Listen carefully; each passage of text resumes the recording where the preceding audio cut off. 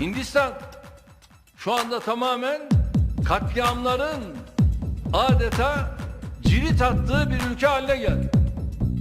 Ne katliamı bu? Müslüman katliamı yapıyor. Kimler yapıyor bunu? Hindular yapıyor. Dershanede ders çalışan çocukları ellerinde demirlerle, sopalarla bakıyorsunuz öldüresiye dövüyor. Ve bunlar nasıl olacak da dünya barışına imkan verecek, destek verecek?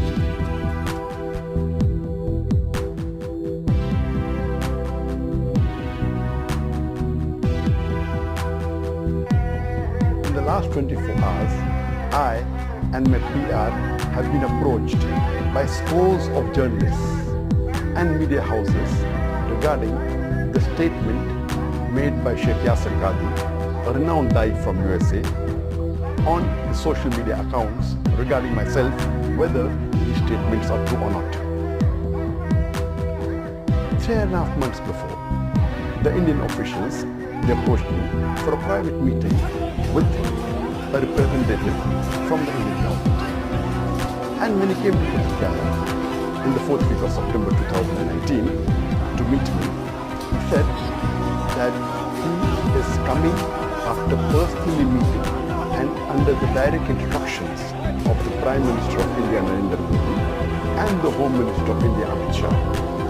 And he said that he wanted to remove the misconceptions and the miscommunication that is there between myself and the Indian government, and he wants to provide me a safe passage to it. I thought that imagine the same BJP government which hounded me for the last 3.5 years, the same person, the Prime Minister of India, Narendra Modi, who used my name no less than 9 times in the span of less than 2 minutes in his election speech in May 2019, now they are bartering with me for a safe passage. It's too straight to be true.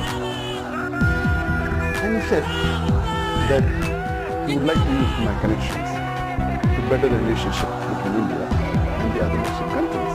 And I said that as long as you do not ask me to do anything against the teaching of the Holy Quran, against the teaching of the Sahih Hadith, and secondly, I do not want any personal benefit.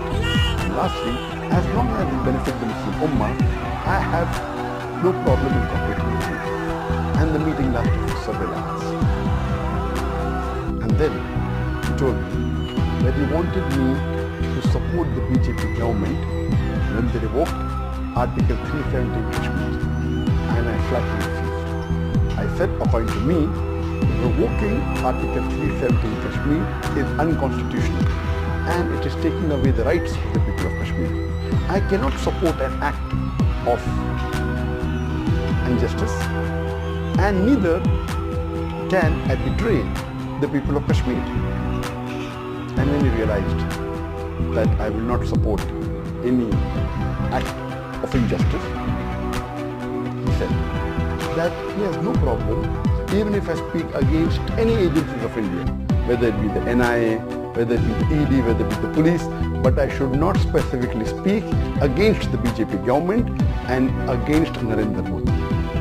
And I told him that according to me, the NIA, the ED, they are not to blame. They are just following their political bosses and they're being forced to do what they're doing. And I'm not here to speak against any government. I'm a Dai to spread the message of Islam. As long as they do not do injustice to the human beings and to Muslims, why should I speak against them? And lately, on the 17th of December 2019, I gave a press statement against CAA, the Citizen Amendment Act, and which was published in the media.